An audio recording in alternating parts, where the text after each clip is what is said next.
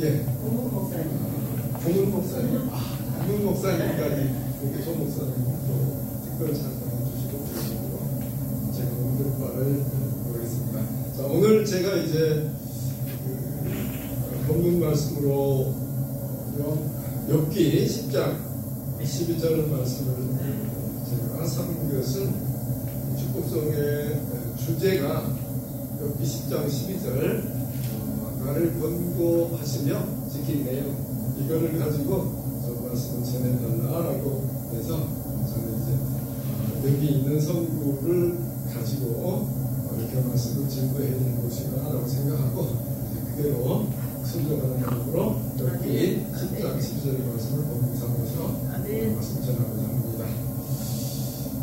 먼저 이제 욥기 이 본문 말씀을 보기 전에 여기서 전체를 한번 이렇게 개관해 볼 필요가 있을 것 같은데요. 이 욥기서는 특이한 그런 이제 성경 장 중에 하나여서 이것이 이스라엘 백성과 관련된 이야기라면 성경은 반드시 이제 이스라엘이라는 이야기가 나오고 예루살렘과 유다라든가 이렇게 또 이스라엘이라든가 이런 이제 언급들이 나오게 돼 있는데 욥기서는 그런 일체의 이야기가 없죠. 그래서 그냥 욥이라고 하는 사람이 우스 땅 동방에 사는 의인이다 이렇게 소개만 해주시고 있죠. 그래서 이 욥기가 언제 때의 이야기인가에 대해서도 여러 가지 이설들이 있죠. 그런데 대체로는 아마도 아브라함 시대 근처 족장 시대 이 무렵에 살았던 욥에 관한 기록이 아닌가 이렇게 추정을 하는 것이죠. 우리는 구체적으로 이거를 추정할 만한 별 근거가 없기 때문에 일반적으로 적용되는 그런 관점에 호도를 두고 이야기할 수밖에 없는데 한 가지 특이한 내용은 에스겔서 14장을 한번 가볼까요? 에스겔서 14장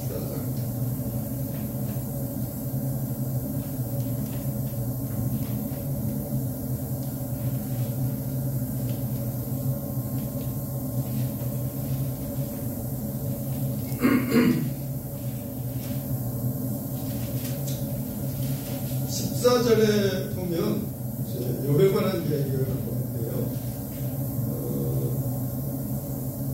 이제 제가 한번 읽어보겠습니다.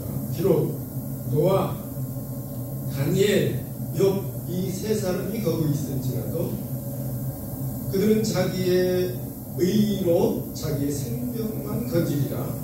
나 주 여호와의 말입니다. 우리가 이제 당대의 의인이라고 했던 노아 그리고 하나님이 특별하게 귀한 능력을 주셔서 그 가운데서도 하나님의 살아 역사하심을 깨닫게 했던 다니엘이라든가 또 여기 이제 욥이 나오는데 순서를 보면 노아가 가장 오래된 사람이죠. 그리고 이제 다니엘이 나오는데 다니엘은 이제 이스라엘이 1차 포로 때 잡혀갔던 그런 이제 선지자죠. 바벨론에 1차 포로 때 잡혀갔던 그러면 이제 그 1차 포로 또 잡혀갔던 다니엘 다음에 욥이 나오는 거 보니까 혹시 그런 순서상으로 볼 때 다니엘과 욥이 거의 비슷한 시대에 생존했던 인물이 아닐까 이렇게 또 추정을 해볼 수 있지만 그것은 어디까지나 추정일 뿐 정확한 것은 아니죠. 어쨌든 이제 이걸 근거로 해서 욥기가 기록된 시기는 아마 다니엘서가 기록된 그 무렵과 비슷하지 않을까 이렇게 생각해서 대략 한 BC 500에서 600년 사이 이 무렵이 아닐까 이렇게 추정을 하기도 합니다. 그러나 어쨌든 그것은 추정이고요. 그리고 욥기는 총 42장으로 이루어졌죠. 그리고 1070절로 이루어졌습니다. 1070절.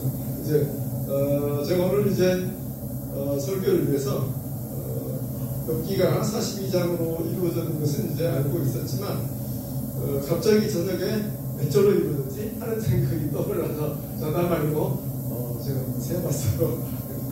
1070절이더라고요. 이렇게 이루어졌는데, 여기 이제 1장과 2장은 이제 욥에 대한 소개를 하죠. 욥은 굉장히 동방의 의로운 사람이고 순전한 사람이다. 이렇게. 그리고 하나님이 그 욥의 의로움을 인정한다라고 하는 그런 내용으로 되어 있고, 그리고 이제 2장에 이제 사단이 하나님 앞에 이제 나와가지고 여기 보니까 욥기서 2장 한번 가볼까요? 욥기서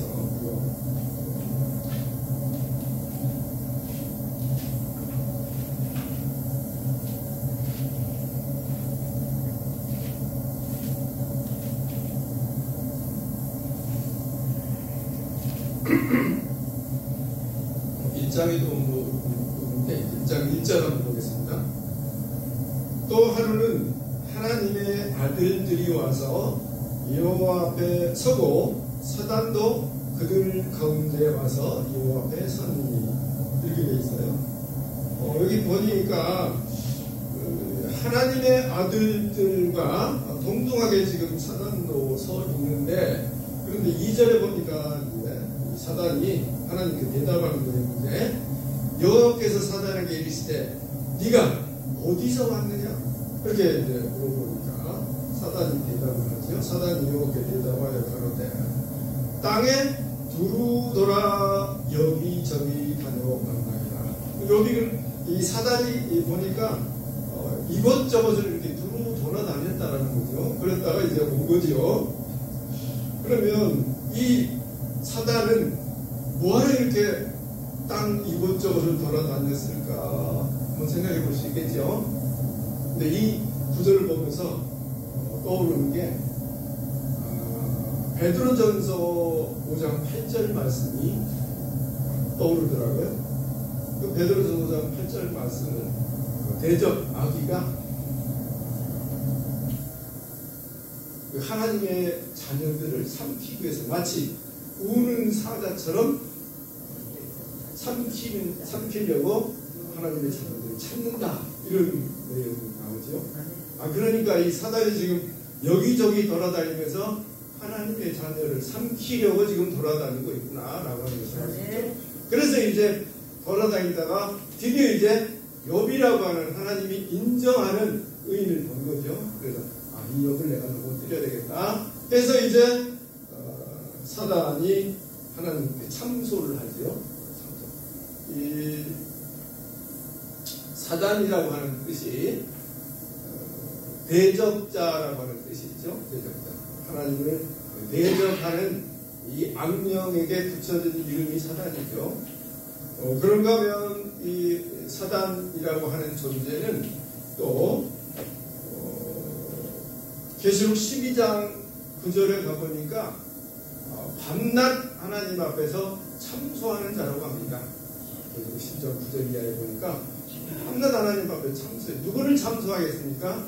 바로 우리 하나님의 자녀들을, 우리의 영혼을 침탈하기 위해서 밤낮 돌아다니면서 찾아가지고 한 영혼을 발견하면 그를 삼키려고 참소하는 거죠.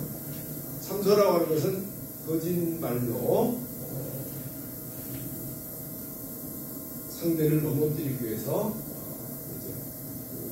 쉽게 말하면 고소 일을 하는 거. 그래서 이제 이 욥이 의인이라 하지만 첫 번째 이제 입장에서는 그의 재물이라든가 그의 자녀들이라든가 이런 것들을 치면 지금은 욥이 부러운 척하지만 그건 다 하나님이 뭔가 베풀어 주니까 그래서 고마워서 지금 의로운 척 행세를 하는 거지. 만일에 하나님이 욥의 재물을 치고 또 그 자녀들을 치면 틀림없이 하나님을 저주하고 분노할 것입니다. 이렇게 이야기하죠. 그래서 그대로 이제 사단에게 하나님 허락하죠. 그래 한번 해봐. 그렇지만 욥은 그렇게 넘어갈 그런 사람이 아니냐라고 믿은 거죠. 하나님이 욥을 믿어준 겁니다. 우리는 이제 하나님을 믿는다고 하지만 정작 신앙인에게 중요한 것은 하나님이 우리를 믿어주시는 것이죠. 욥은 바로 이렇게 하나님이 인정하고 하나님이 믿어준 그런 이제 의인이었던 것입니다. 그래서 이제 해박하니까 그의 재물을 다 흩어지게 하고 또 그의 7 아들과 3 딸이 있었죠. 그 7 아들과 3 딸을 다 아자가는 그런 일이 있었죠. 그럼에도 불구하고 욥은 하나님을 저주하거나 부인하거나 원망하지 않았죠. 원망하지 않았습니다.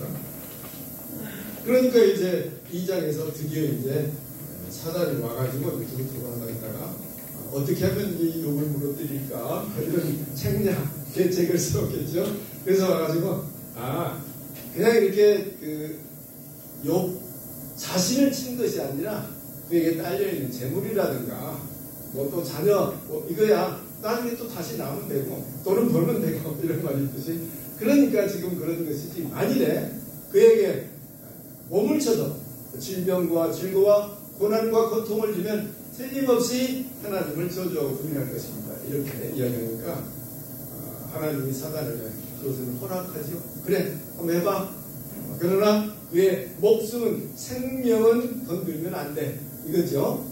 이거 지금 나를 권고하시면 지킨 내용이라고 그러는데 하나님께서 그 앞에 보면 나에게 생명과 은혜를 주시고 라고 하는 말씀이죠. 우리에게 생명과 은혜를 주신 분이 하나님이시죠. 그리고 또 하나님은 우리에게 생명과 은혜뿐만 아니라 우리의 영혼을 지키시라고 합니다. 우리의 육신은 무너지기 쉬운 장막과도 같죠. 그래서 우리 육신의 장막이 무너지면 우리의 영혼이 이제 하나님 앞에 서게 돼 있는 거죠. 그런데 하나님은 우리에게 생명을 주었을 뿐만 아니라 우리의 영혼을 진정한 우리의 생명의 근원이라고 할 수 있는 그 영혼을 권고하십니다. 그래서 권고하신다는 것은 우리가 권고한다고 하면 뭐 이렇게 권면해가지고 하라 이런 권고로 생각할 수도 있는데 권고라고 하는 것은 보살피고 돌본다 이런 뜻입니다. 권고. 이제 그 히브리어 언어로 보면 권고라고 하는 말은 감찰하신다, 감독하신다 이런 뜻도 있고 또 신방하신다 이런 뜻도 있습니다. 그러니 하나님께서 권고하신다라고 하는 것은 우리를 직접 찾아와 주셔가지고 신방하셔가지고 지키신다 이런 뜻이 되겠습니다. 이렇게 하나님은 우리를 돌보시고 직접 신방해 주시는 그런 좋으신 분이죠. 그래서 이제 욥이 이제 육체의 질고가 아주 심해지니까 이제 3장부터 욥이 이제 자신이 이 땅에 태어난 것을 왜 나를 낳으셨나요? 뭐 이런 노래도 있잖아요. 그렇게 이제 욥도 드디어 자신의 탄생을 저주하는 그런 이제 내용이 3장부터 이어지죠. 그런데 욥은 그렇게 이제 자신의 출생부터가 내가 차라리 안 태어났으면 좋았을 걸 할 정도로 지금 극심한 고난과 고통 속에 있는 것이죠. 혹시 여러분 가운데 너무나 몸에 육신의 고통이 질고가 심해서 차라리 죽었으면 좋겠다 할 정도의 고통을 느껴본 분이 혹시 있었는지 모르겠지만 그게 쉽지는 않죠. 뭐 우리가 아프긴 아프지만 그래도 죽을 만큼 아파본 적은 별로 없잖아요. 그런데 욥은 죽는 것이 차라리 나을 정도로 그렇게 극심한 고통에 처했던 것이죠. 그래서 이제 그런 고통 속에서 자신을 저주하지만 그럼에도 불구하고 하나님을 그렇다고 해서 부인하거나 저주하거나 그런 일은 없었던 것이죠. 우리가 이제 신앙하다 보면 우리의 삶이 좀 곤고하고 어려워지면 왜 하나님이 나에게 복을 주시지 않고 이렇게 어려움을 주십니까? 하나님은 좋으신 하나님이고 하나님은 공의로운 하나님이라는 것 내가 하나님을 의지하는데 하나님은 우리를 아버지라고 부를 수 있는 그런 특권도 주셔놓고 아버지가 자식을 괴롭히는 아버지는 없잖아요. 그러니까 이제 내 아버지 맞아요. 이렇게 되는 거죠. 보통 이제 세상에서도 좀 악한 아버지라고 할까요? 그런 부모도 있잖아요. 그래서 자식이 차라리 우리 부모가 아니었으면 좋겠다 할 정도로 그런 부모가 있기는 있습니다. 실제로 그러잖아요. 그래서 아버지를 저주하는 그런 자녀들도 있지만 대부분은 이제 부모는 자식에게 내 눈이라도 빼주고 싶은 또 내 심장이라도 빼어주고 싶은 그리고 자녀가 아프면 차라리 내가 아파버리고 싶은 그런 것이 부모의 마음인데 이제 그렇지 않은 부모도 가끔은 있지만 그렇게 이제 하나님에 대해서 원망을 하기도 하지만 욥은 결코 그런 원망을 하지 않았죠. 그래서 이제 이 고통 가운데 있는 욥의 세 친구가 신방을 했죠. 세 친구가 이제 신방을 해가지고 그 욥의 현재의 고통과 고난이 무엇으로부터 말미암았는가에 대해서 이야기하는 내용이 이제 그 이후 4장부터 이어지게 되죠. 그래서 이 친구들이 이제 이야기하는 주된 내용은 소위 말해서 우리가 인과응보라고 하는 것이 있잖아요. 인과응보. 네가 지금 고통 고난 속에 있는 것은 네가 뭔가 잘못이 있고 허물이 있고 죄가 있으니까 그런 거야 라고 이제 욥을 책망하는 그런 이제 변론을 하는데 욥은 아니다. 나는 하나님 앞에 결단코 잘못한 것이 없다라고 이제 자신의 무죄를 주장하죠. 그래서 그게 이제 27장까지 욥과 친구들과의 대화가 이어지죠. 그리고 이제 28장은 좀 특이한 장이라고 할 수 있는데 삽입장이라고도 할 수 있는데 명철과 지혜에 대해서 이야기해주고 있는 것이 28장이 되겠습니다. 그리고 이제 다시 29장부터 또 이제 이 세 친구와의 변론이 이어지죠. 그래서 이제 31장까지 이어지죠. 그리고 이제 32장부터 38장까지 그 엘리우라고 하는 그 세 친구하고는 좀 다른 성격의 특별한 인물이 등장하죠. 그래서 이 엘리우를 지금 누구를 비유적으로 빗대려고 한 것인지 그 부분이 분명치는 않지만 어쨌든 이 엘리우가 등장해서 이제 37장까지 엘리우 이야기가 쭉 이어지죠. 그래서 이제 엘리우가 이 세 친구들 너희들이 지금 여기 이 고난과 고통 가운데 있는데 친구를 찾아왔으면 욥을 비난하고 정죄하고 네가 지금 이 고통 속에 있는 것은 너의 죄악 때문에 그런 것이지 네가 뭐 의인이라고도 주장하는데 결국 의인이기 때문에 이런 고난이 온 것은 아니야. 너에게 이런 재앙이 온 것은 반드시 너에게 무슨 허물이 있을 거야 라고 이렇게 주장하면서 욥을 비난하고 정죄했었잖아요. 그런데 이제 엘리우는 이 세 사람의 변론에 대해서 당신들이 이야기는 틀렸다. 욥이 주장한 것처럼 욥이 뭔가 잘못이 있어가지고 하나님께 징벌을 받는다고 이렇게 이야기만 하는데 사실은 너희들이 욥에게 왔으면 그래도 위로도 좀 해주고 친구들이 와가지고 고통 속에 있는데 위로해야지 와가지고 오히려 들쑤시기나 하고 정죄나 하고 그런 게 진정한 친구라고 할 수 없죠. 근데 이제 이들이 이렇게 뭔가 네가 지금 이 고통 속에 고난 속에 있는 것은 반드시 인과응보적인 그런 결과다.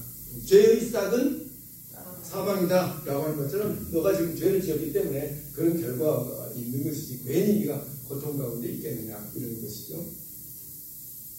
근데 어쨌든 이 세 친구의 잘못된 변론에 대해서 그리고 이제 욥이 당신이 지금 의롭다고 하는데 하나님 앞에 인생 가운데 누가 의로울 존재가 있겠느냐라고 또 욥을 책망하죠. 그리고 나서 이제 드디어 38장에 하나님이 폭풍 가운데 등장하시죠.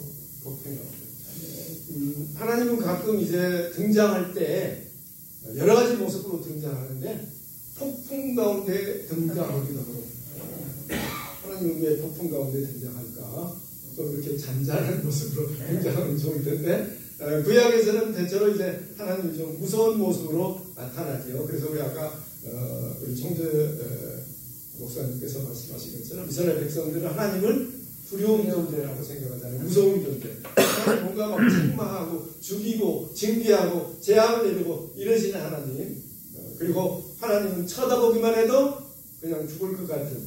그래서 이스라엘 백성들이 애굽에서 나와서 하나님과 이제 언약식을 체결할 때에 출애굽기 19장 이하에 이제 모세를 통해서 언약을 체결할 때, 그때 하나님이 이스라엘 백성들에게 구름 가운데서 나타나서 이야기할 때에 이스라엘 백성들이 뭐라고 합니까? 우리가 그 소리를 듣고 죽을 것 같다.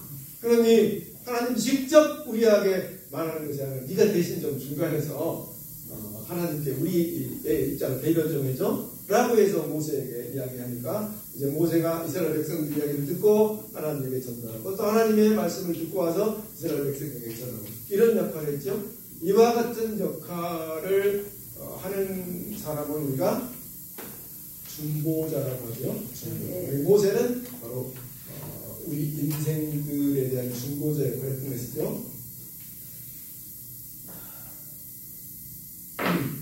이스라엘 백성들이 이렇게 하나님의 음성을 듣고 마치 죽을 것 같은, 실제로 죽음에 대한 그런 두려움과 공포가 닥쳤던 것은 직접 얼굴을 대면한 것도 아니고 소리만 들어도 그랬던 것은 이유가 있었겠죠.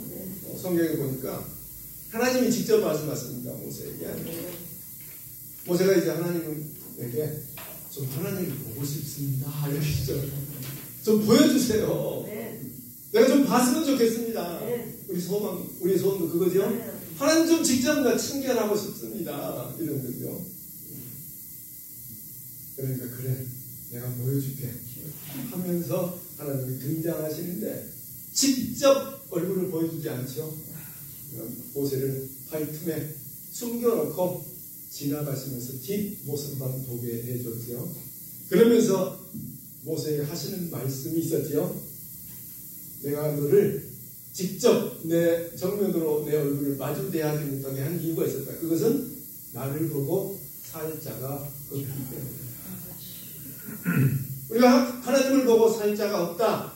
그것은 이스라엘 백성들이 하나님이 애굽에서 인도해서 지금 가나안으로 직접 선수 앞장서서 길을 개척하고 인도해 주시는 그 하나님이 얼굴을 드러내서 보여주고 싶었지만 보여줄 수가 없었던 것이죠.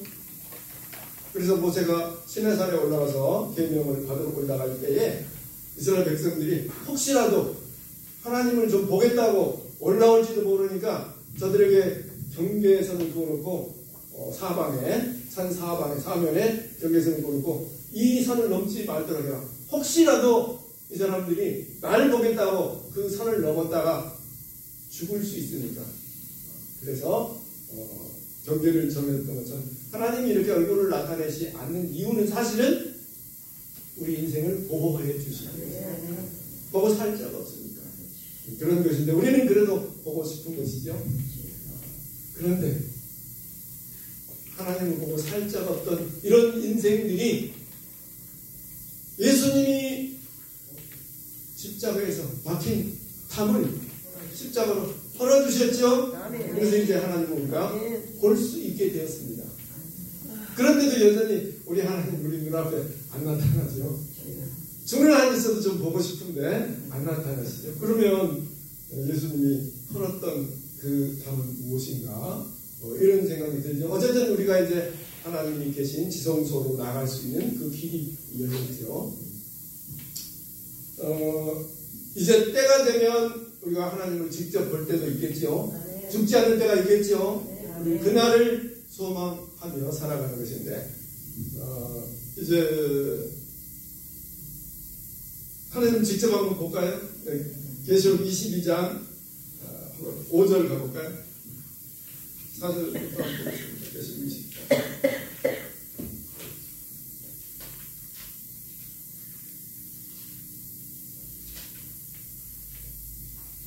우리 이육성 목사님께서 한번 읽어주실까요? 찾으셨어요. 4절부터 한번 읽어주시면 좋겠습니다. 22장. 그의 얼굴을 돌통이요 그의 이름도 저의 이마에 있으리라. 5절까지요. 다시 밤이 없겠고 등불과 햇빛이 쓸데없이 이는 주 하나님이 저희에게 비추시니라. 저희가 세세토록 왕 노릇하리로다. 아멘. 할렐루야. 자, 그의 얼굴은 여기서 그의 얼굴이 하나님의 얼굴입니다. 아멘. 하나님의 얼굴을 이제 직접 볼 날도 있다고 하지요. 아멘. 우리가 그런 날을 소망하면서 살아갑니다. 아멘. 하나님의 얼굴을 보려면 우리에게 죄가 없어야 되겠죠. 아멘. 우리에게 죄가 없기 위해서는 오직 우리의 죄를 없앨 수 있는 것은 예수의 보혈밖에 없는 거죠. 아멘. 그 보혈의 공로가 이제 드디어 나타나서 우리가 하나님의 얼굴을 직접 친견하는 그런 때도 있다고 하는 거. 그날이 지금 우리 앞에 다가오고 있겠죠. 우리 그날을 소망하면서 살아갑니다. 할 수만 있으면 우리가 살아서 하나님을 직접 친견하는 그날이 우리에게 주어진다면 그보다 더 큰 복은 없겠죠. 네. 어쨌든 이렇게 이제 38장에서부터 41장까지는 이제 하나님이 욥에게 직접 나타나셔서 폭풍 가운데 나타나셔서 이제 말씀하시고 책망하시는 내용을 이루어졌죠. 그리고 나서 이제 42장 욥이 드디어 하나님 앞에 무릎을 꿇고 회개하죠. 회개합니다. 그러자 이제 하나님이 욥의 세 친구의 그런 비난 섞인 정죄에 대해서 욥에게 너희들 번제를 드려라. 그러면 너희들이 욥을 정죄했던 그 죄가 용서될 것이다. 이렇게 이야기하죠.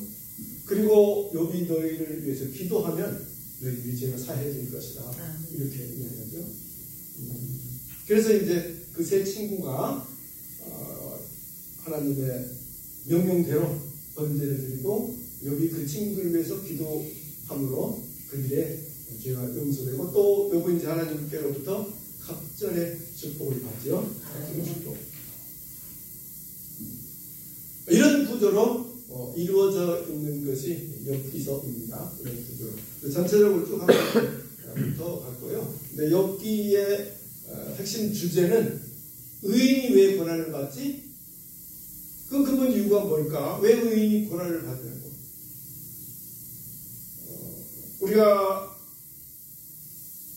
예수 그리스도를 그리스도로 주로 영접하고 시인하는 순간 하나님의 자녀가 되는 권세를 요한복음 1장 12절에 주셨다고 그랬죠?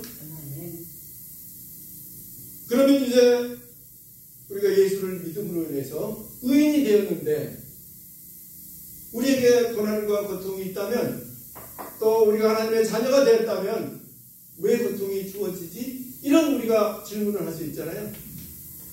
이런 우리의 의문과 질문에 대한 답이 바로 욥기서에서 이야기하고 있다는 것이죠. 그래서 욥기서를 깨달으면 왜 이런 의인에게 또 하나님의 자녀라고 하는 우리 하나님의 종들에게 고난과 고통이 있는가 하는 것에 대한 답이 해결책이 있겠죠. 그래서 이제 어쨌든 이 욥은 하나님을 끝까지 부인하지 않고 그 고통 가운데서도 인내로 믿음을 지켰죠. 그래서 그 인내의 믿음의 결과는 배로 축복을 받는 것이었죠. 그래서 이제 여기서 이야기하는 것은 불변의 인내의 믿음이 있어야 되고 고난 속에서 이 불변의 인내의 믿음이야말로 하나님의 축복의 통로다라고 하는 것을 욥기서는 이야기하고자 한 것이죠. 욥은 어떤 의미에서 이제 예수님의 예표라고 할 수 있죠. 예수님은 죄가 있어서 십자가에 달리셨나요? 아니지요. 예수님이 무슨 죄악을 지었기 때문에 심판받아서 십자가에 달린 것이 아니라 시편에도 보니까 무리히 이들이 나를 힘들게 한다 이런 말이죠. 이유 없이 까닭 없이 고난을 받았던 예수님의 예표인 거죠. 예수님도 이유 없이 까닭 없이 이런 고난을 받았잖아요.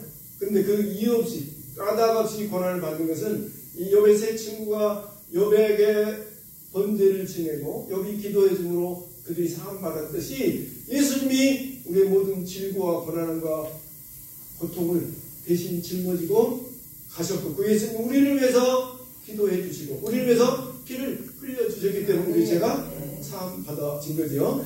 그것을 예표하고 있다. 이렇게 말씀드릴 수가 있겠습니다. 우리가 이제 시험을 받을 때에 그 시험으로 넘어지는 자가 있는가 하면 시험을 받을 때는 이런 자세가 필요한 거죠. 로마서 5장 한번 볼까요? 로마서 5장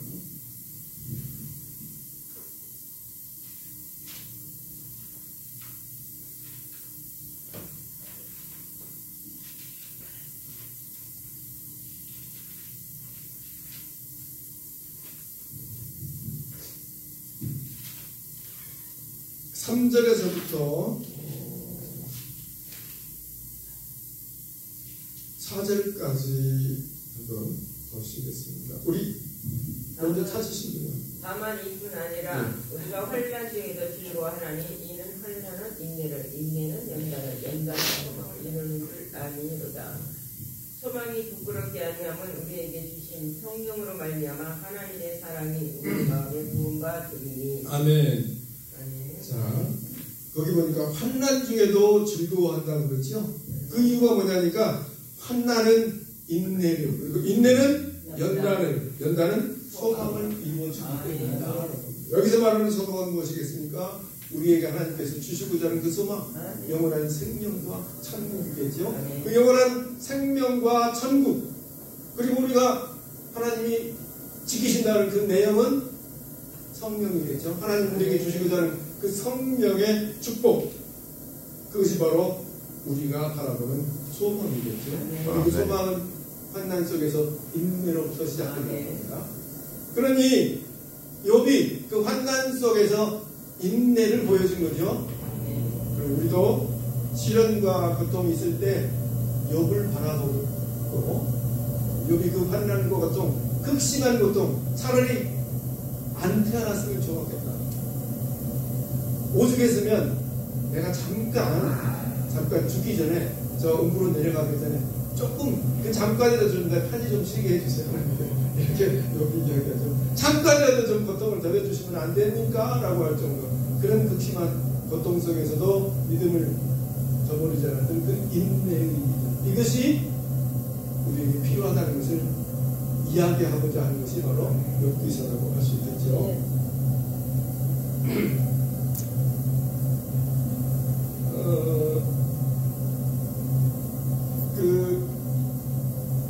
신명기서 8장 2절 한번 가볼까요?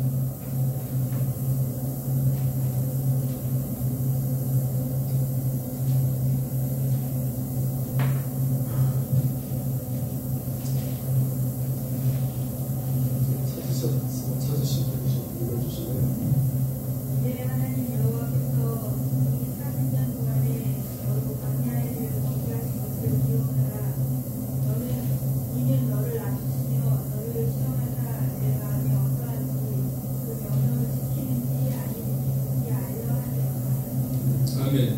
이스라엘 백성들이 애굽에서 나와서 지금 가나안 땅에 들어가는 과정에서 열하루 끼기면 갈 수 있는 길을 무려 40년. 정확히는 나와서부터 들어갈까지는 40년이지만 시내산에서부터 거기까지는 대략 39년 이 정도 걸렸죠. 어쨌든 이제 시내산에 도착해서 언약을 맺는 기간까지 다 포함하면 40년 됐죠. 어쨌든 그런데 이제 이 기간 동안에 금방 갈 수 있는 길을 사흘길이라고 하고 열나흘길이라고 하는데 그렇게 짧은 길을 40년 동안 이렇게 헤매게 한 까닭은 골탕 좀 먹어봐라. 너희들이 골탕 좀 먹어봐야지.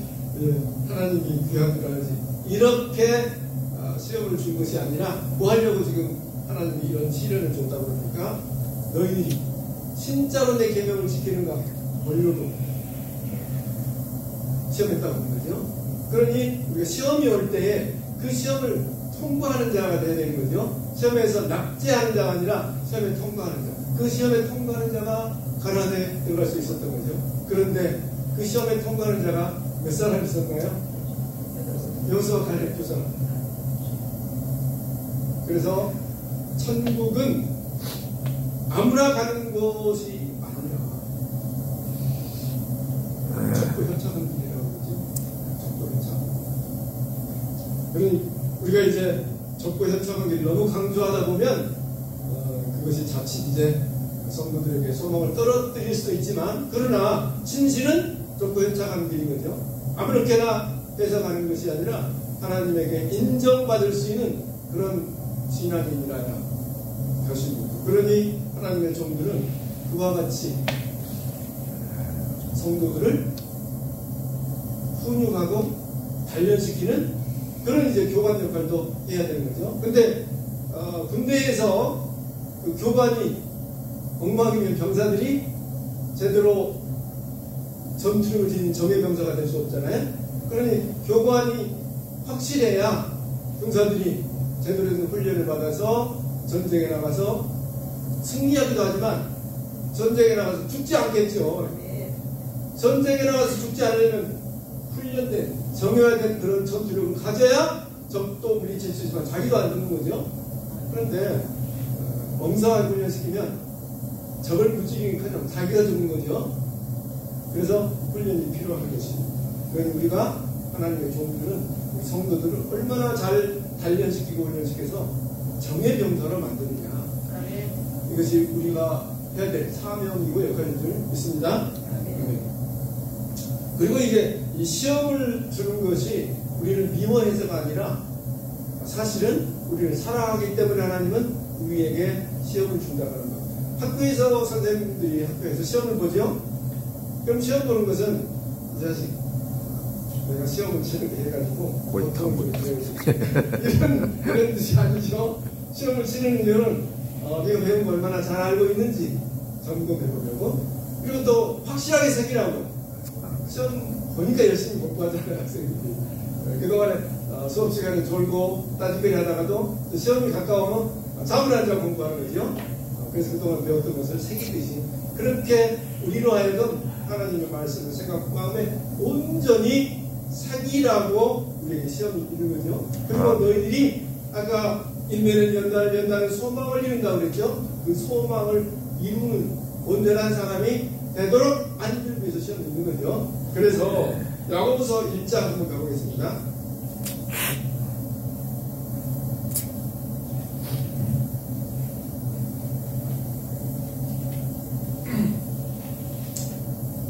(2절에서) 4절 먼저 찾으실까요? 네, 형제들아 너희가 여러 가지 시험을 만나거든 온전히 기쁘게 여기라. 이는 너희 믿음의 시험이 인내를 만들어내는 줄 너희가 아니라. 인내를 온전히 이루라. 이는 너희로 온전하고 구비하여 조금 더 부족함이 없게 하려 함이라. 아멘. 아멘. 시험을 당할 때 원망하고 불평하는 것이 아니라 온전히 기쁘게 여기라고 그러죠. 아멘. 우리가 이제 환난 가운데서 기쁘게 그 환난을 받아들일 수 있는 훈련이 돼야 되는데 우리가 환난이 오면 조금이나 어려움이 닥치면 바로 이제 원망과 불평이 나오는데 요즘 이제 교회자들이 성도들에게 이런 환난과 시련이 올 때에 그 환난과 시련 속에서 연단의 소망을 바라보도록 만든 것이 아니라 그냥 달콤한 말 강한 군사로 훈련시키는 것이 아니라 달콤한 뭔가 좀 책망하고 뭐 찔러대면 또 이제 싫어하니까 그렇게 되는데 할 말을 해야 되겠죠. 할 말을 해야 돼요. 성경에 보니까 이사야서 56장에 보니까 집 지키는 개가 도둑이 왔는데 짖질 않아. 그럼 그 개는 덩어리 개는 된장 쓸모가 없는 거죠. 된장 발라야지. 그거는 쓸모없어. 집을 잘 지켜야 되는 거죠. 우리가 바로 하나님의 집을 지키는 파수꾼들이잖아요. 근데 그 역할을 잘 해야 되는데 도둑이 올 때 찢어줘야 되는 거죠. 사단이 올 때 찢어줘야 되겠죠. 환난과 시련을 통해서 우리를 넘어뜨리려고 하는 그 사단의 괴계를 우리가 무너뜨릴 수 있도록 훈련시키고 또 그들과 싸워 이기도록 전신갑주를 입혀줘야 되겠죠. 하나님의 전신갑주는 하나님의 말씀이죠. 이 하나님의 말씀의 전신갑주를 입혀줘야 되는데 하나님의 말씀의 전신갑주를 입혀주기보다는 요즘 성도들은 성경을 길게 하면 싫어하니까 짧게 그래서 성경 한 구절 이렇게 하면 이 성도들이 언제 연단이 되고 훈련이 되겠습니까? 성도들을 훈련시켜야 되겠죠. 정의 명사로 훈련시켜야 됩니다. 그래서 그 사명이 우리에게 있다고 하는 거. 히브리서 12장 한번 가볼까요? 12장 8절.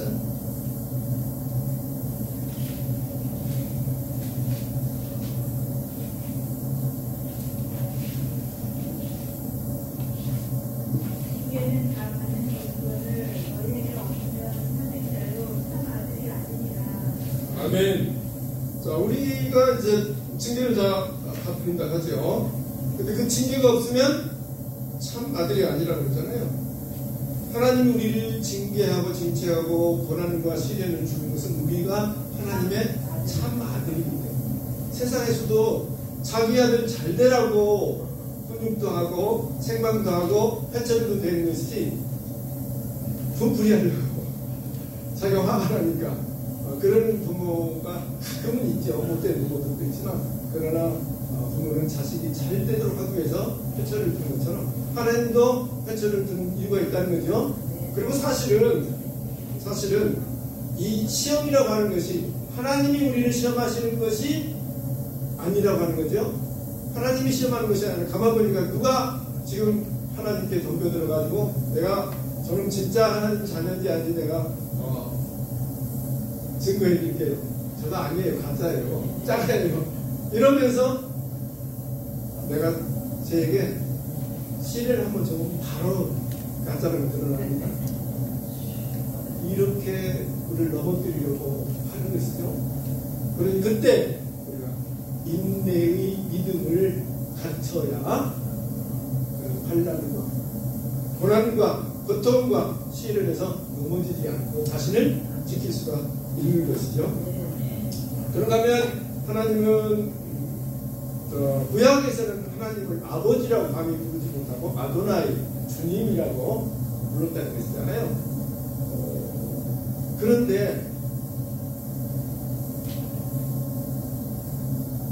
예수님은 우리들을 하나님을 그냥 아버지라고 부르는 정도가 아니라 아빠라고 부르는 수 있는 그런 특권을 주셨어요. 갈라디아서 4장 한번 가볼까요? 갈라디아서 4장 6절 말씀 먼저 찾으신 분이 읽어주시면 감사하겠습니다. 너희가 아들이고 하나님이 그 아들의 영을 우리 마음 가운데 보내사 아바 아버지라 부르게 하셨느냐. 아멘. 우리가 아들이기 때문에 아들은 아버지라고 부를 수 있어야 되는 거잖아요. 아들이 아버지를 아버지라고 못 부르고 주님 저는 종입니다 이러고 있으면 종인 거지 아들이 아닌 거잖아요. 근데 우리를 예수님이 기도할 때 하나님을 뭐라고 부르니까 아빠 아버지라고 부르죠. 우리도 그러면 예수님도 하나님을 아빠라고 부르는데 우리도 당연히 아빠라고 부를 수 있어야 되겠죠. 그래서 우리에게 아빠라고 부를 수 있는 그런 놀라운 권세를 주셨죠. 놀라운 권세. 왜 우리는 이제 하나님을 아빠라고 부를 수 있는 사람들입니다. 근데 아직도 저 이스라엘 사람들은 하나님을 아빠라고 부르지 못하고 지금도 여호와죠. 그래서 여호와라는 말을 감히 부를 수 없으니까 이제 아도나이라고 했던 것이고, 그리고 이제 이렇게 뭐 성경을 필사하더라도 야훼란 말, 여호와란 말이 나오면 쓰는 것을 중단하고 가서 목욕 제기하고, 그런 거 이제 물 끌고 앉아서 감히 이제 소리를 낼 수 없으니까 자원만 쓰는 거죠. 그래서 자원만 기록해 놓으니까 이게 하나님의 이름이 야훼인지 여호와인지 뭐라고 불러야 될지는 모르는 거죠. 그래서 이제 하나님을 부르는 호칭이 야훼라고도 하고 여호와라고도 하고 여러 가지로 부르는 이유가 자음만 기록해 놓고 모음이었기 때문에, 모음이 있어야 발음이 되는 거잖아요. 그렇게 이 사람들은 경건주의에 빠져서 하나님을 감히 아빠라고 부르는 거예요. 그래서 그들은 무엇입니까? 종이신 분으로 하나님은 그들을 부르신 겁니다. 그러나 우리는 종이신 분이 아니라 아들의 신분으로 불러주신 거예요. 아들의 신분으로 부르기 위해서 예수님을 이 땅에 보내주셨고, 그 예수님을 영접하는 자는 하나님을 아빠라고 부를 수 있는 그런 특권, 권세를 주었다라고 하면 이것보다 더 큰 소망이 없는 줄 믿습니다. 할렐루야. 네. 하나님이 이제 아빠, 아버지라고 부를 수 있는 것이고, 하나님이 우리에게 주시고자 하는 좋은 것은 무엇입니까? 마태복음 7장에 그리고 누가복음 11장에 보면 이제 하나님은 우리에게 좋은 걸 주시기를 원한다. 저 악한 부모라도 자기 자식에게 나쁜 거 주지 않느냐, 안 주려고 하지 않느냐. 그런데 좋으신 하나님이 우리에게 좋은 거 주지 않겠느냐라고 말씀하시는데, 그 좋은 것이 도대체 뭐냐? 하나님이 우리에게 주시고자 하는 그 좋은 거, 그 좋은 것이 무엇이죠? 그렇지, 할렐루야, 성령. 누가복음 11장 13절에 보니까 하나님 우리에게 성령을 주시기를 원하셨다는 거예요. 그 성령이 바로 하나님이 지키시고자 하는 내용입니다. 그 영을 하나님은 지키시려고 하신다고 합니다. 그 지키시기 위해서 직접 신방까지 해주시고 있다는 거죠. 훑어주시고 신방해주시고 또 우리의 모든 사정을 살피시는 하나님이기 때문에 우리가 먼저 그의 나라와 그의 의를 구하면 이 모든 것, 먹고 마시고 입는 거, 마시는 거, 사는 거, 이런 걱정하지 말라는 거죠. 저 눈에 백화관을 보라. 성경들이 뭐 지금들이 뭐 노력하는 거 있어? 그렇죠? 하나님은 필요한 거 알아서 다 채워주신다는 거죠. 그런데 우리는 욕심이 한이 없어가지고 우리가 이제 죽을 때 뭐 가지고 가는 거 있나요? 없죠? 엽기 1장에 그런 말이 있죠? 우리는 말이야, 적신, 벌거숭이로 왔다가 적신으로 가는 것이 우리 인생이다.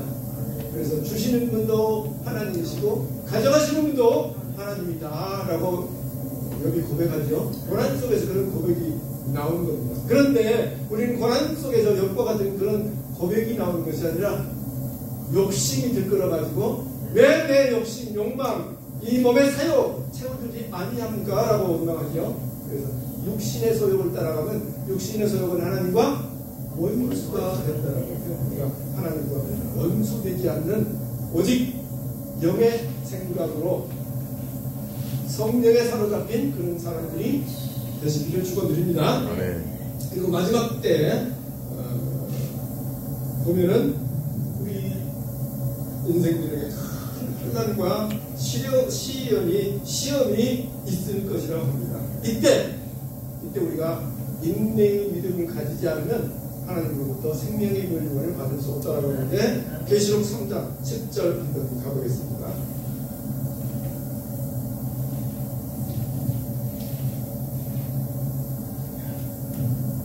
내가 나의 인내의 말씀을 지켰은즉 내가 또한 너를 지키어 시험의 때를 면하게 하리니 이는 장차 온 세상에 임하여 땅에 거하는 자들을 시험할 때라. 온 세상에 임하는 그 시험의 때에서 우리가 넘어져 버리거나 또 거기에 빠져서 허우적거린다면 하나님이 주시고 있는 영원한 생명의 멸류관을 얻지 못하겠죠. 그러니 이 마지막 하나님이 예수님이 처소교회에서도 오시는 그때에 큰 환란이 있다는 것. 그래서 지금전에는 많은 환란이 있죠. 얼마 전에 코로나로 우리가 고통을 겪었고 그 코로나로 인해서 많은 신령들이 하나님을 부인하고 떠나갔죠. 많은 교회들이 이로 인해서 문을 닫았죠. 이 환난에서 살아남아야 되는데 이 환난에서 일단 많은 신령들이 죽어갔습니다. 다시 우리가 살려내야 되겠죠. 네. 그런가 하면 또 요즘 지구온난화가 심각하다고 그러죠. 지구온난화. 그래서 지구온난화로 인해서 이제 뭐 2030년까지 뭐 탄소를 어느 수준까지 끌어내리지 않으면 남극 북극을 이런 얼음들이 다 녹아가지고 많은 나라들이 물속에 잠길 것이다. 이런 이야기가 있습니다. 그리고 또 심지어는 안타까운 소식이지만 일본이 곧 침몰할 수도 있다고 합니다. 일본이 큰 화산이 폭발하고 일본은 원래 환태평양 지진대라고 해서 지진이 빈발하는 그런 나라잖아요. 그리고 또 지금 백두산도 흔들흔들 한다고 그러죠. 그래서 언제 터질지 모른다고 합니다. 근데 그 백두산 터지면 그 화산재에 가장 큰 피해를 입는 나라가 대한민국이 아니라 일본이라. 그 터져서 날아가서 화산재가 일본으로 다 쏟아진다는 거죠. 우리는 바로 눈앞에 있으니까 우리가 제일 큰 타격이 될 것 같지만 일본이 가장 큰 타격을 입는다는 거예요. 이런 이제 환난 가운데서 우리가 넘어지지 않고 하나님의 생명의 멸류관을 얻을 수 있기 위해서는 인내가 필요하다는 것. 마지막으로 성경 두 군절만 읽고 마치도록 하겠습니다. 누가복음 2장 19절 말씀 읽어보겠습니다.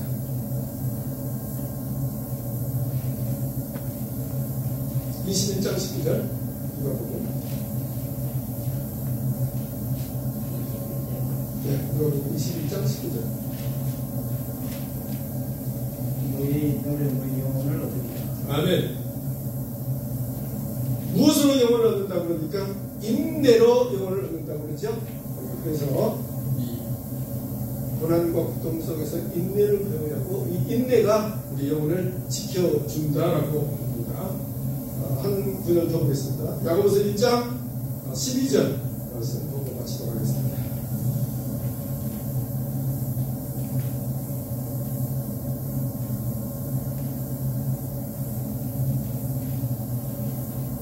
찾으신 분 읽어주시면 감사하겠습니다. 12절입니다. 시험을 찾는 자는 복이 있도다. 이것을 오사 인정하심을 받을 때에 주께서 자기를 사랑하는 자들에게 약속하신 생명의 멸류관을 얻을 것이니라. 아멘. 시험을 참는 자가 복이 있다라고 합니다. 이때 이 시험 속에서 옳다 인정하심을 받은 후에 생명의 멸류관을 얻을 것이라고 합니다. 우리가 소망하는 그 생명의 멸류관을 얻기 위해서는 이 시험에서 옳다함을 인정받아야 되겠죠. 여기 계신 분들 다 옳다함을 인정받았으니 하나님이 들어서시는 걸로 믿습니다. 아멘. 네. 이제 우리가 장차 우리에게 다가올 이 환난의 때에 인내의 말씀을 믿음으로 지켜 생명의 멸류관을 얻는 하나님의 종들 되시기를 예수님 이름으로 축원드립니다.